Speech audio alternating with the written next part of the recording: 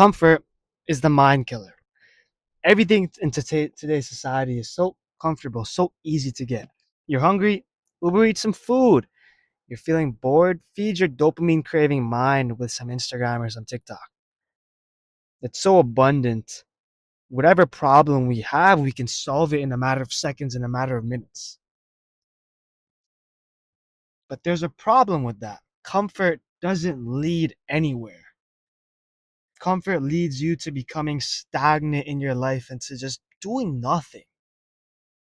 If you live a life full of comfort, you're eventually going to become a Dorito munching, TV, movie, Netflix, binge watching, laying on the couch person. And me personally, that's not the life that I want to live. I want to be active. I want to be outside. I want to be talking to people, working out, playing sports, and all of those things can be uncomfortable at times. But that is where I'm going to grow. Think of your experiences, everything, every personality trait that you are today.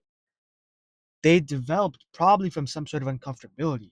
You don't get disciplined by laying on the couch. You get disciplined by pushing yourself every single day and working out. Working out is uncomfortable. Or going to work sometimes is uncomfortable.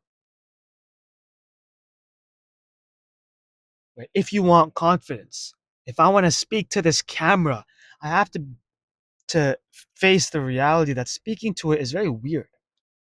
But eventually, I push past the uncomfortability and I'm able to talk in a parking lot where people can hear me when my window is slightly open. And I don't care because I push past the initial uncomfortability.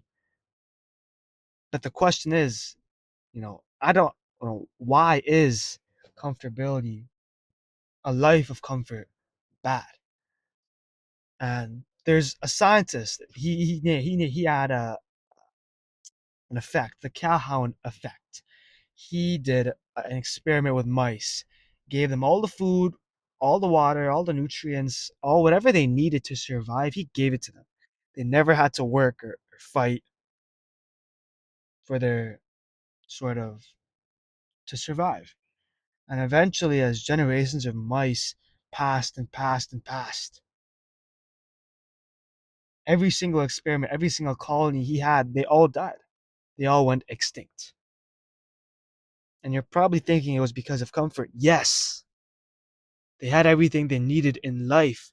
But in reality, what actually stopped them was the lack of why. There was no meaningful work for that society to do. The mice would wake up, eat food, lay down, sleep, repeat. No mating, no nothing. It's just eating and sleeping every single day. And eventually the population was going to die because no one had a reason to wake up, a reason to work, a reason to fight other mice for protection because they already had everything that they wanted. And so in your life, if you have everything that you want and you don't have a reason to sort of push yourself to go chase goals, go chase passions, we need to develop that, to figure that out, right? And so now that we know comfort is bad, the next step is pretty evident, finding out where we can push ourselves, finding out which areas in our lives we are uncomfortable in.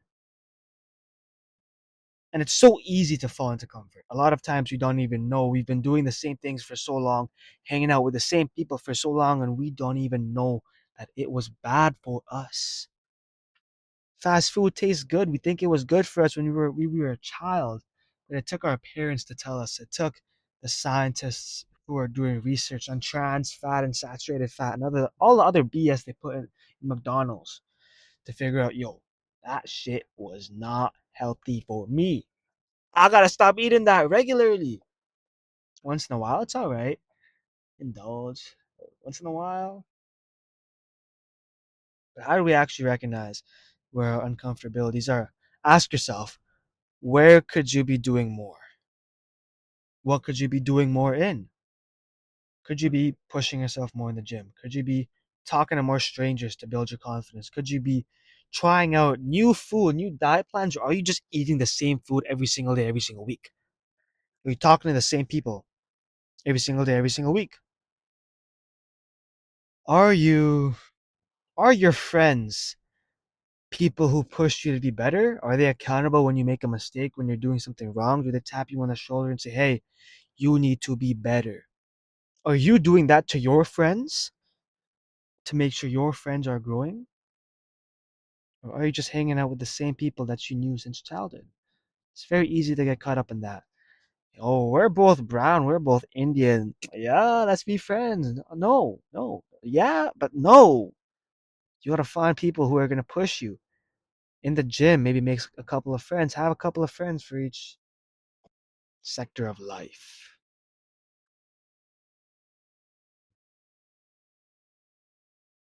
And now, after all of that reflection, you find out a couple areas where you're being uncomfortable. I mean, where you're being comfortable, where you can grow. And so now I think it's very important that you find a why. You know, not only let's push myself because I want to grow, but find deeper meanings, reasonings within your life, right? For me, I don't play soccer, but if I were to go be a professional soccer player and just lock in on that goal, that would be extremely, extremely uncomfortable. But I don't want to do that. I don't want to be a soccer player. I don't like soccer. But if my friends invited me to play soccer on a Sunday in a little men's league, that's uncomfortable. I should do that. I need to face being a beginner in soccer, being trash. Maybe my conditioning is not good enough. I need to risk being embarrassed on the soccer field because that's uncomfortable. Right? I should push myself to do that. And maybe after that experience, I push myself to, train a little bit in the gym about soccer and do some of these sprinting exercises. And then, you know what I mean? Then that would also be pushing myself. And maybe along that journey, I start to realize, wait, I genuinely kind of like soccer now.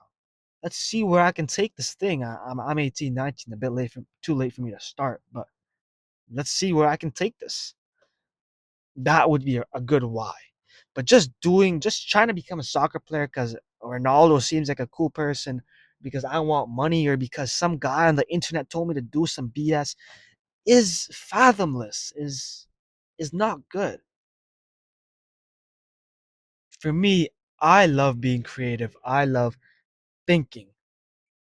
And so what I do to push myself thinking, creating videos, right? I like to journal. And so I write in my notebook and I push myself mentally, spiritually, try to figure out what I can do, how to record better videos. And so it's in these little niches, in these passions for yourself, where you find why you should push yourself, where you want to push yourself. And the last part, which is ties back to the point of, what we're doing, we do every day and we don't even realize it's bad for us, is the art, or the part thing, whatever you call it, that of limiting beliefs. A lot of times we get stuck in our own limiting beliefs and we don't even realize that they're bad for us. It could be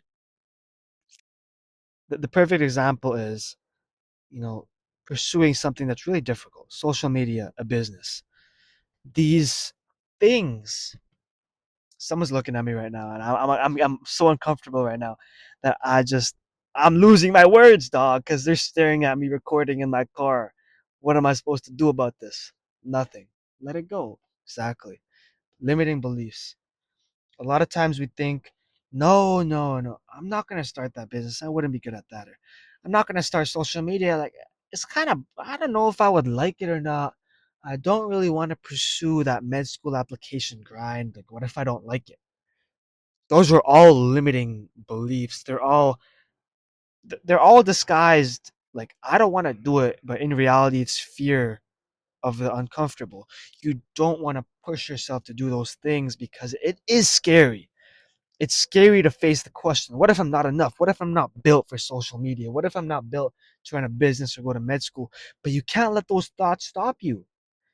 Even if you don't get into med school, you still have to You still have to try and tell yourself, it wasn't about the outcome, but it was about me trying. And the fact that you tried is enough. My brother was over there, so I'm going to end the video. Bye bye.